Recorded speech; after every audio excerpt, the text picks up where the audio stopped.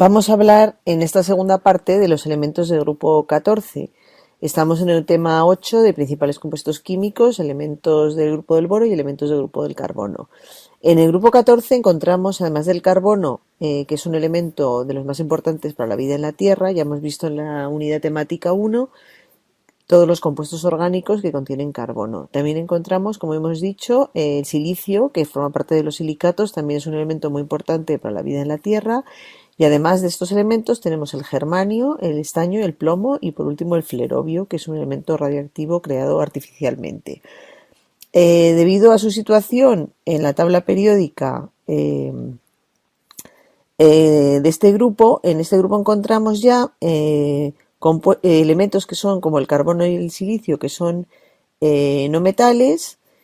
Encontramos también el carbono es un no metal característico, silicio y germanio son metaloides o semimetales y el estaño y plomo son metales. Todos los elementos de este grupo presentan oxidación +4.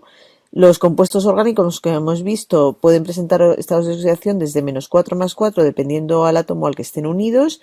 Y por último, el estaño y el plomo, que son metales, presentan el estado de oxidación +2 y estos cationes también son solubles en agua. Esta es la tabla que encontramos en todos los temas de esta unidad didáctica 2 con las diferentes propiedades características de cada elemento. Tenemos para el carbono, silicio, germanio, estaño y plomo, número atómico, configuración de la capa de valencia, configuración electrónica, radio covalente, radioatómico, radiometálico, electronegatividad. Vemos que a medida que bajamos en el grupo disminuye la electronegatividad de un no metal a un metal. Primera energía de ionización, vemos que también desciende, ya que pasamos de un no metal como es el carbono a un metal como es el plomo. Puntos de fusión y ebullición, potencial de reducción, tenemos la misma tendencia, pasamos de un no metal a un metal como el plomo que tiene un potencial de reducción muy negativo, es decir, que se oxidará fácilmente. Dureza, sabemos que el carbono presenta varias formas alotrópicas, entre ellas el diamante, que es el material de más dureza conocido, conductividad eléctrica también y por último la densidad. Formas alotrópicas del carbono, pues como hemos dicho ya, las más conocidas son el diamante y el grafito y se encuentra, como hemos dicho, en gran cantidad de compuestos el carbono. Y por ello, sus formas libres, podemos encontrar diferentes formas alotrópicas, las cristalinas, que son el diamante y el grafito, como hemos ya mencionado, las amorfas, el carbono en sus diferentes variedades, y por último tenemos fulerenos, nanotubos y grafeno.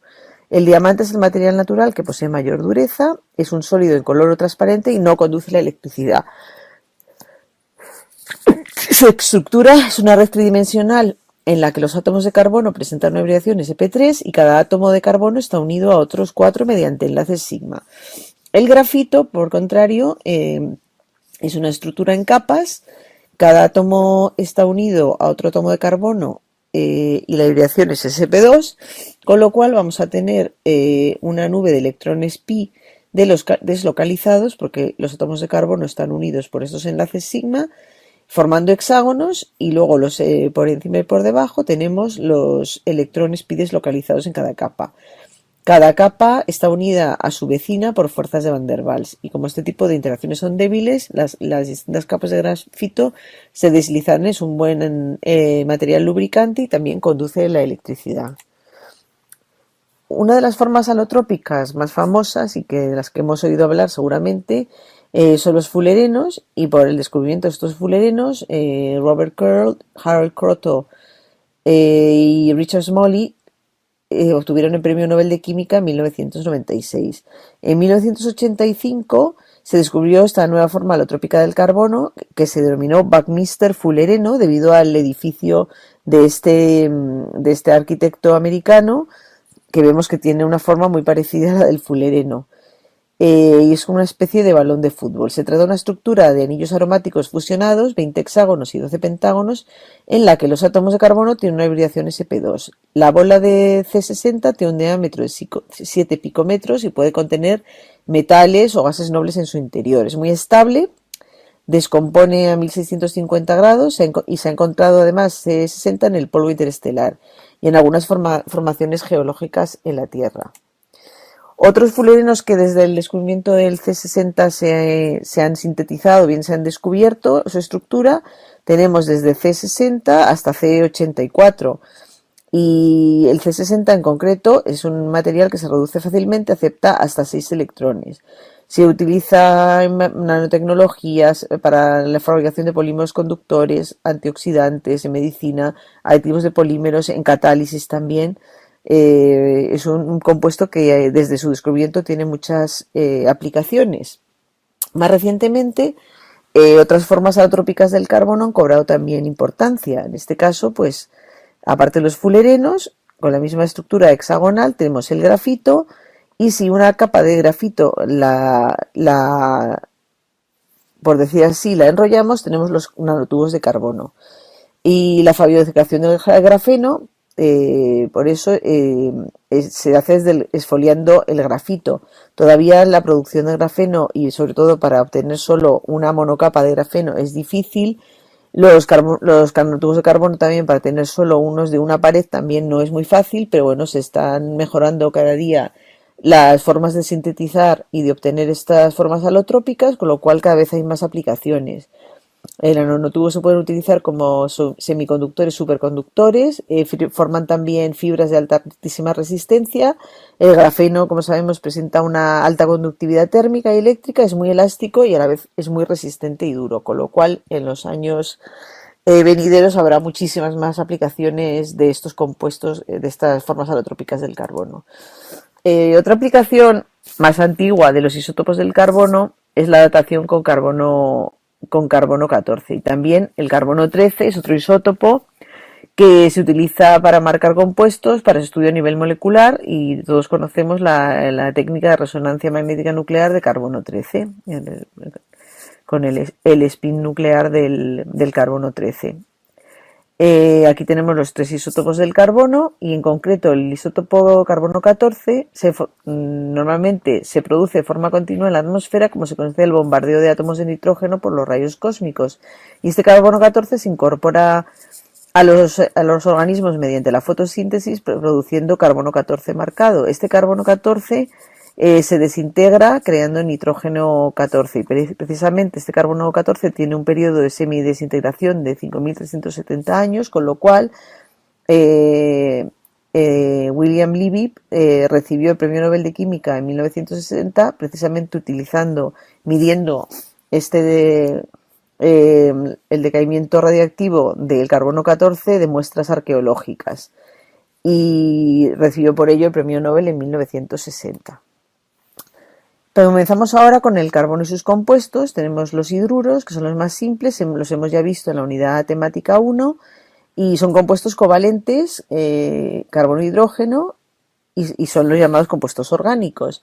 Como hemos dicho, la polarización del enlace es bastante baja, y debido a que la diferencia de electronegatividad entre el carbono y el hidrógeno es pequeña, 2,5 del carbono y 2,1 del hidrógeno, y el enlace es un enlace muy estable.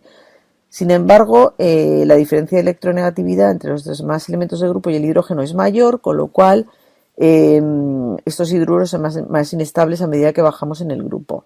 Y aquí tenemos como repaso de la unidad temática 1 los alcanos, los alquenos y los alquinos, que son, por decir así, hidruros de carbono. Los haluros del carbono el carbono reacciona con los halógenos mediante reacción térmica para formar tetrahalogenuros de carbono. Aquí tenemos la reacción estándar, y la estabilidad de estos haluros desciende a medida que descendemos en el grupo, porque la energía del enlace disminuye, como podemos ver en la tabla de esta diapositiva, y también disminuye esta energía debido a la diferencia de electronegatividad entre el carbono y el átomo de carbono. El carbono flúor, el flúor es el elemento más electronegativo con el carbono, y y aumenta también a medida que bajamos en el grupo la longitud de enlace. Los carburos, los compuestos binarios del carbono con elementos de electronegatividad inferior al carbono, es decir, que sean menos electronegativos que el carbono, es decir, 255, se denominan carburos. Hay tres tipos, los iónicos, los intersticiales y los covalentes. Los iónicos se dividen en metanuros que contienen el estado de oxidación -4, llamados así porque su hidrólisis produce metano, los acetiluros que contienen el ion C2,2-, y el más importante es el carburo cálcico, que se utiliza en la obtención del etino, el acetileno. Y vemos aquí una figura del carburo cálcico, de su estructura. Y esta es la reacción para la obtención del etileno que ya habíamos visto, del acetileno, que ya lo habíamos visto en el tema 2 de la primera unidad didáctica. Óxidos, hidróxidos y ácidos del carbono. Los dos óxidos más importantes son el monóxido de carbono y el dióxido de carbono. Ambos son gases importantes en la atmósfera terrestre y forman parte del ciclo del carbono. El CO es un gas incoloro, insoluble en agua y es un potente agente reductor. Es un gas tóxico puesto que compleja fuertemente la hemoglobina de los glóbulos rojos de la sangre, impidiendo que se transporte al oxígeno. Su combustión produce CO2 y una llama azul. Aquí tenemos las formas resonantes del monóxido de carbono con sus estructuras de Lewis. ¿Y qué podemos decir acerca de su estructura? Que el carbono presenta vibración sp y se forma un enlace sigma y 2pi. Es una base de Lewis porque tiene dos pares de electrones sin compartir del oxígeno. Es una molécula lineal, la hibridación sp que hemos hablado, y la longitud de enlace es 1,12 y su momento dipolar es bajo. El monóxido de carbono se obtiene a nivel industrial a partir del gas natural o metano por reacción con agua en presencia de un catalizador como es el níquel, y se obtiene CO e hidrógeno. También en presencia de oxígeno se obtiene también esta reacción, y el producto de estas reacciones que hemos comentado es una mezcla de CO e hidrógeno que se denomina gas de síntesis y se utiliza en otros procesos industriales como la síntesis del metanol. El dióxido de carbono es también obtenido por combustión del carbono, pero cuando la combustión se produce por debajo de los 700 grados centígrados. Es un gas incoloro, más denso que el aire, solidifica a -78 grados, es la nieve carbónica que vemos en la diapositiva. El carbono también tiene una hibridación sp, formados enlaces sigma con cada oxígeno y otros enlaces pi que se forman con los orbitales p del carbono y del oxígeno. Y es una molécula lineal, simétrica y de momento dipolar nulo, ya que los dos momentos dipolares carbono-oxígeno se anulan al ser la molécula simétrica. Métodos de obtención del dióxido de carbono, pues por combustión completa del carbono, por reacción de gases como el metano con el vapor de agua, descomposición de la piedra caliza y también procesos de descomposición de biomasa, por el caso de azúcar que se produce etanol y CO2. Pasamos ahora a hablar del ácido carbónico y los carbonatos. El ácido carbónico es un ácido diprótico, se forma por reacción del CO2 con agua y este sufre dos disociaciones para dar lugar a los aniones bicarbonato y carbonato. Los carbonatos se encuentran en la naturaleza en forma de calcita o piedra caliza, o en la dolomita o la siderita, que es el carbonato de hierro. A nivel industrial, el carbonato de calcio se produce burbujeando CO2 con una disolución de hidróxido de calcio. Pasamos ahora a hablar del silicio y sus compuestos. El silicio es un no metal, como ya hemos dicho, más un no metal o un metaloide, es decir, tiene ciertas características metálicas y es el segundo elemento más abundante de la Tierra después del oxígeno. Su principal compuesto es el dióxido de silicio, que se encuentra abundantemente en la corteza terrestre, como hemos ya anticipado en las diapositivas anteriores. Es un sólido gris con lustre, duro, un alto punto de fusión, inerte. Reacciona con halógenos y bases diluidas, se utiliza para fabricación de dispositivos electrónicos debido a su carácter semiconductor. De ahí que sea, aunque ciertos libros que lo consideran un metal, es un metaloide en realidad por sus características semiconductoras. Su estructura cristalina es cúbica centrada, compuesta por tetraedros unidos por sus vértices, que los átomos de silicio tienen hibridación sp3 similar a la del diamante. Hemos dicho es bastante inerte y esta es la estructura del silicio elemento. Comenzamos con sus compuestos. Tenemos también los hidruros, que hemos dicho que van a ser menos estables que los de carbono, y estos hidruros se denominan silanos, y el más sencillo es el silano o el SiH4, es un gas a temperatura ambiente. Y por encima de los 420 grados se descompone formando silicio e hidrógeno y se usa para la deposición de silicio en superficies, en precisamente sus aplicaciones como semiconductor. La energía del enlace silicio-silicio es menor que la del carbono-carbono, con lo cual la tendencia a formar cadenas es también mucho menor. Aún así, también forma algunas cadenas, hasta 6 o 7 átomos de silicio. Y a nivel industrial, el silano se obtiene por reacción de silicio en 2 pasos. Primero con ácido clorhídrico a 300 grados para producir triclorosilano y en presencia de un catalizador este de triclorosilano forma el tetracloruro de silicio y el silano. Los haluros del silicio forman, los haluros también el silicio forma compuestos con los halógenos y se hidrolizan fácilmente para dar ácido silícico y el halogenuro de hidrógeno correspondiente. Y a medida que bajamos en el grupo de los halógenos pasan de ser gases a sólidos y con el flúor se forman aniones tipo SiF6-2-. Óxidos y silicatos. Como hemos dicho anteriormente, los compuestos de silicio con el oxígeno son los más importantes debido a su gran abundancia en la corteza terrestre. El más importante es el dióxido de silicio o sílice. Su estructura es una red tridimensional covalente en la que cada átomo de silicio está unido a 4 átomos de oxígeno formando un tetraedro que a su vez están unidos por otros átomos de silicio. Y aquí vemos la estructura. Silicio central y 4 átomos de oxígeno. Los silicatos son los compuestos de silicio y oxígeno con diferentes metales. Se pueden considerar sales del ácido silícico y que es un compuesto inestable. Los silicatos son los compuestos más abundantes de la corteza terrestre. Forman parte de casi un 95% de la corteza terrestre. Aquí tenemos diferentes tipos de disposiciones de estos tetraedros unidos por los vértices y con los metales. Y bueno, solo tenemos el olivino, la hemimorfita, la turmalina y diferentes grupos estructurales. Cadena simple, cadena doble, filosilicatos, tectosilicatos. Bueno, simplemente para saber que existen todos estos compuestos, una gran variedad. Pasamos ahora también a ver las formas de este óxido de silicio, el cuarzo. El cuarzo está formado por una red continua de tetraedros en la que cada átomo de oxígeno está compartido por 2 tetraedros. Tiene varias formas alotrópicas que consiste en la diferente ordenación de los tetraedros de óxido de silicio. Tenemos el cuarzo alfa, el beta, la tridimita y alfa y beta y la cristobalita alfa y beta.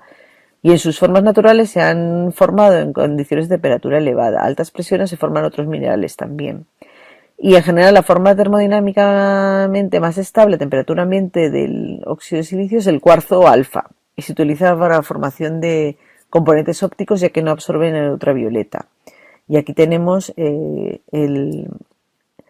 la estructura de los cuarzos alfa y beta. Vemos cómo se forman. Y aquí tenemos también las diferentes transformaciones a diferentes temperaturas del cuarzo alfa al cuarzo beta, a la tridimita y a la cristobalita. También es importante mencionar aquí la fabricación del vidrio. Que el vidrio se fabrica utilizando precisamente el dióxido de silicio, las arenas en realidad, carbonato de sodio y carbonato cálcico. Por este proceso que vemos aquí en la diapositiva, con este tipo de reacciones se elimina el azufre que pueda existir. Bueno, y esto simplemente para que veáis cómo se fabrica el vidrio, pero no hace falta que lo memoricéis, obviamente. Y aquí vemos cómo se van pasando de un proceso a otro, en el cual podemos ver que en cada uno de estos procesos tienen lugar estas reacciones para formarse el vidrio, como vemos aquí. Las siliconas también hay que mencionarlas en este capítulo, ya que son polímeros incoloros, viscosos y no están formados por cadenas de silicio, oxígeno y grupos metilo, grupos metilo, etilo, y aquí hemos puesto una silicona de las más sencillas, la polidimetilsiloxano, y se obtienen por hidrólisis de los halogenuros de alquilo de silicio. Pasamos ahora a hablar de los compuestos de germanio, plomo y estaño. Hemos dicho los hidruros del grupo 14, ya hemos dicho que su estabilidad disminuye al bajar en el grupo. El germanio presenta hidruros en estado de oxidación más 2 y más 4, son inestables y muy inflamables. propiedades similares a las del hidruro de silicio. El estaño y plomo también presentan hidruros con estados de oxidación +2 y +4, y los hidruros de estaño y plomo son volátiles y pirofóricos. El de estaño estamnato descompone lentamente a temperatura ambiente para dar estaño metálico e hidrógeno. Los haluros, germanio, estaño y plomo, forman compuestos con los halógenos con números de oxidación también +2 y +4. El cloruro de germanio se produce pasando cloruro de germanio 4 sobre germanio metal a 650 grados. Los haluros de germanio polimerizan y forman compuestos poliméricos, y el estaño y plomo también forman compuestos con número de oxidación 2 y 4. Fluoro de estaño es un sólido incoloro, es ingrediente habitual en los dentríficos como fuente de flúor, y se prepara disolviendo óxido de estaño con ácido fluorhídrico. El tetrafluoruro de estaño es un sólido blanco, punto de fusión alto, y se prepara por reacción de estaño con flúor y por reacción del tetracloruro de estaño, como podemos ver en esta diapositiva. El cloruro de estaño 2 y el cloruro de estaño 4 se preparan en modo similar por reacción del estaño con cloro, y es un potente agente reductor y se obtiene pasando gas cloro sobre estaño caliente. El fluoruro de plomo es un sólido iónico debido a la diferencia de electronegatividad, mientras que el tetracloruro de plomo es un líquido covalente, se forma al disolver dióxido de plomo en ácido clorhídrico. Es muy inestable, se hidroliza fácilmente.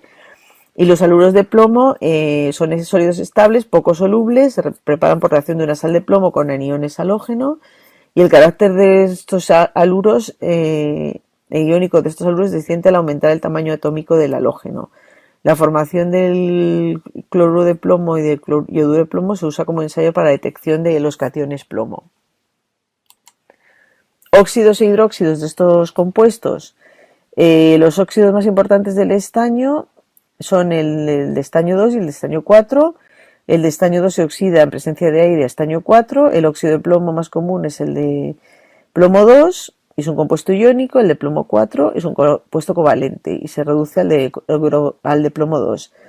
El óxido más común del germanio es el óxido de germanio, presenta la misma estructura cristalina que el cuarzo beta, y en estado amorfo es muy similar a la sílice. Es poco soluble en ácido y se disolubiliza en base, dando lugar a los germanatos. Aquí tenemos la casiterita, que es el metal que se obtiene el estaño. El estaño, los óxidos de estaño, el de estaño 4 sanfótero reacciona con ácido sulfúrico dando lugar a sulfato de estaño. Se puede fundir con hidróxido sódico para dar estamnato sódico. El de plomo 4 es oxidante fuerte debido a la estabilidad del estado de oxidación 2 del plomo, y en medio de ácido el plomo 4 se reduce al plomo 2. Se utiliza en baterías como cátodo ya que presenta propiedades conductoras, y se obtiene por reacción del plomo rojo con ácido nítrico diluido, como podemos ver en esta diapositiva.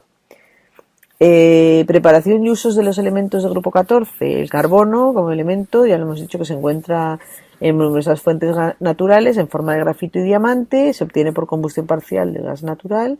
Se utiliza como lubricante, como pigmento en tintas negras. El grafito se utiliza para crisoles de alta temperatura, electrodos de celda seca y de arco de luz, minas de lápiz, lubricante. El silicio se obtiene por reducción del dióxido de silicio con carbono en un horno eléctrico. Utilizando arenas de buena calidad se utiliza silicio marrón, también llamado silicio de grafito metalúrgico. El germanio también se utiliza como semiconductor y en la fabricación de lentes. El estaño, hemos dicho que es resistente a la corrosión, se emplea como capa protectora para otros metales, por ejemplo en la fabricación de latas. Las latas están hechas de acero y después se recubren de estaño para evitar la corrosión. Hoy en día también se suele fabricar de aluminio. El estaño se utiliza en el proceso Pilkington de producción de cristales para automóviles, que consiste en la adición del vidrio fundido a una piscina de estaño fundido. El plomo se aísla del sulfuro de plomo o galena, y el proceso consiste en la combustión en condiciones controladas con aire para posterior reducción del óxido de plomo con carbono, como vemos en estas reacciones. Y por último, estos son los nuevos términos que se han introducido en este tema 8 y que, bueno, tenemos un poco que ver cuáles son. Y esto es todo el tema 8. Seguiremos en el tema 9, dedicado a los grupos del nitrógeno y del oxígeno.